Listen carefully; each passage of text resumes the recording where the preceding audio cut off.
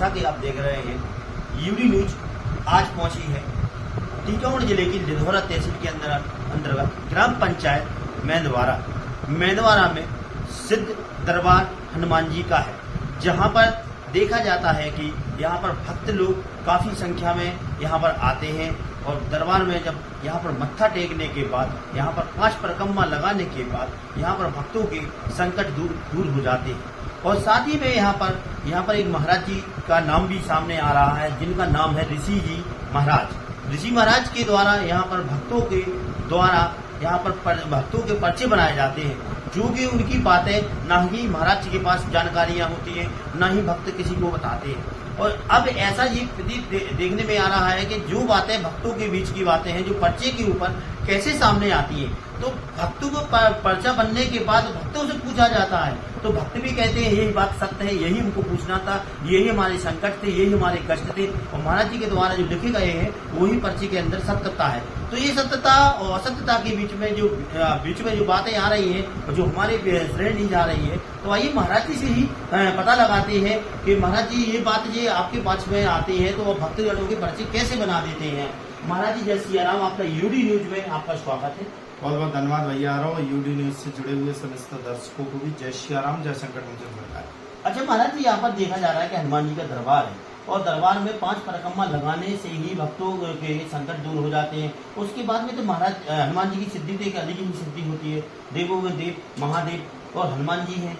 तो आप जो भक्तों के पर्चे बनाते हैं, तो पर्चे के कैसे आप जो भक्तों की समस्याएं कैसे सामने लाते हैं? देखो ये पर्चे की जो प्रथा है बहुत दिन से चली आ रही है। 9 वर्ष अभी 3 फरवरी को हो गए हैं। दादा गुरु की कृपा है। हमारे जो दादाजी थे परम पूजनीय स्वर्गीय गोलूरवासी पंडित श्री सीताराम गोस्वामी जी, जो पहले से भी दरबार की प्रथा को चलाते थे, उनके पास भी हनुमान जी की कृपा थी, अनुभव था। अब हम तो देखो हनुमान जी की कृपा से बैठ जाते हैं, जो हमसे हनुमान जी महाराज लिखवाते थे हम लिख देते, वही बात सत्य हो जाती। देखो पहली बात तो ये हुई। दूसरी बात ये है कि अगर किसी को हमारे 2 शब्द लिखने से पसंद है तो हम जरूर लिखेंगे। और आज तक बालाजी की ऐसी कृपा भाई कि अगर हमने कोनो चीज लिख दी तो दरबार, देखो बालाजी की ऐसी कृपा है कि बहुत दिन से मनोमान्यता चल रही है। बालाजी की बड़ी ही अनुकंपा विशेष रूप से कृपा है, तो हम इस कृपा को बड़ा मानते हैं, उनकी कृपा मानते हैं। अब देखो जो भक्त आते हैं लिख देते हो, वो 9 वर्ष से अभी तक सफलतापूर्वक पूर्ण हो रहा। भैया पर्चा लिखने का उद्देश्य नहीं कि को पागल बनाओ, पर्चा बनाने का उद्देश्य नहीं किसी को अंधविश्वास में ढकेलना। पर्चा बनाने का सीधा उद्देश्य है कि कल काल में भगवान है, कलयुग में भगवान है।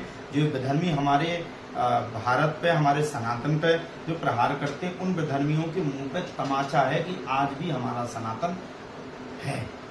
महाराज जी यहाँ पर जैसे पर्चा लिखते हैं, तो कोई ऐसा भी भक्त आया हो जो आपकी परीक्षा लेने आया हो, तो ऐसा कोई भक्त से आपका सामना हुआ है? अरे बहुत बार होगा भैया, बहुत बालाजी की कृपा है और जितनी बार हो सुने को डंका बजा नहीं। अच्छा महाराज जी, एक चीज और है देखने में आ रही है कि पर्चा तो हर जगह बनने लगे हैं।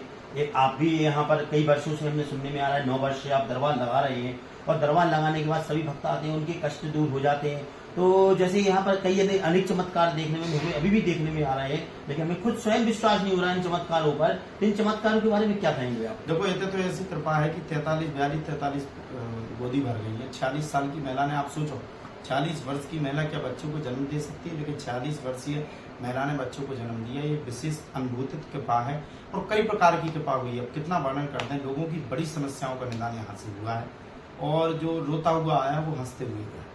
अच्छा महाराज जी, जैसे गुजरात के हैं, दिल्ली से आए लोग बाग आ रहे हैं जैसे, तो इनकी ठहरने उठने बैठने की खाने पीने की व्यवस्था क्या है? किसी की अभी हमने बगल में अभी जो हम कमाते हैं, जो श्रमदान जो हमें मिलता है दान दक्षिणा, उस दान दक्षिणा से हम यहाँ पे 2 हमने कमरे बनवाए। अभी 11 मई को हम 11 बिटिया की शादी भी कर रहे हैं। 3रा यज्ञ में भी है, उसमें भी सभी जन को आमंत्रित है, सबको आना भी है।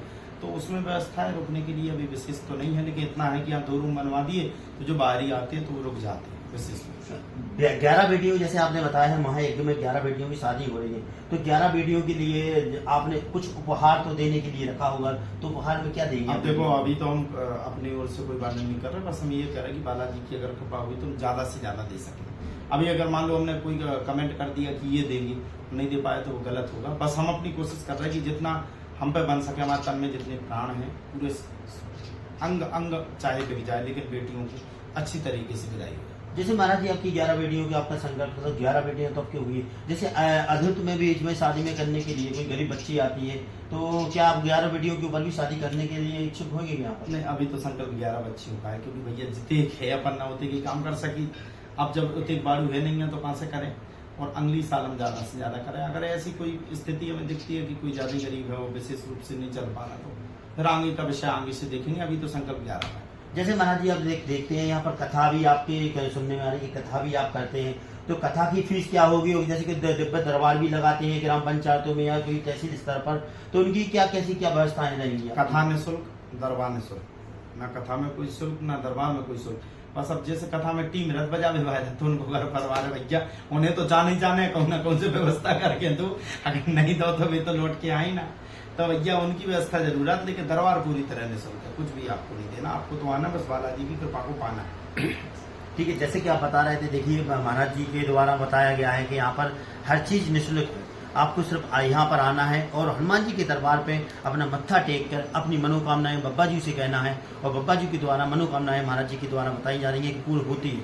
और जो शक्तियां हैं, जो अनुभूतियां महाराज जी को देते हैं लेखन के लिए, तो वही लेखन कर देते हैं और वही बात भक्तों की सत्य निकलती है। यूडी न्यूज के साथ प्रमोद झा।